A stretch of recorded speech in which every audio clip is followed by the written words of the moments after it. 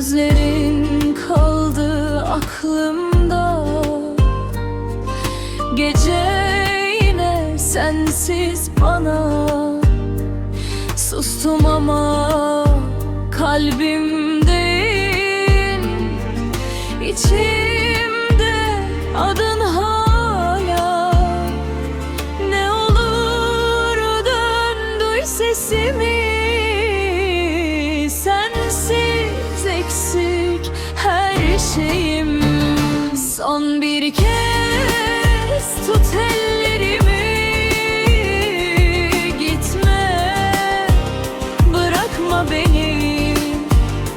Kalbim hala sen diye atıyor.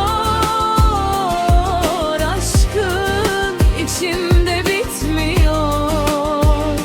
Son bir kez tut ellerimi,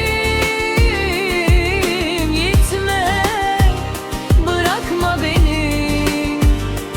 Kalbim hala sen diye atıyor. Aşkın içimde bitmiyor.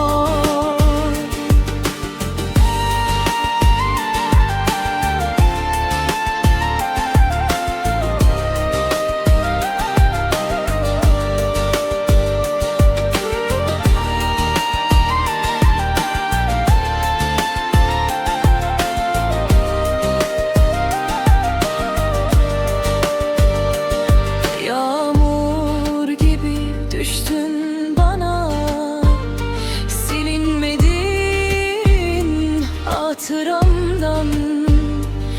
Bir umut sakladım sana, belki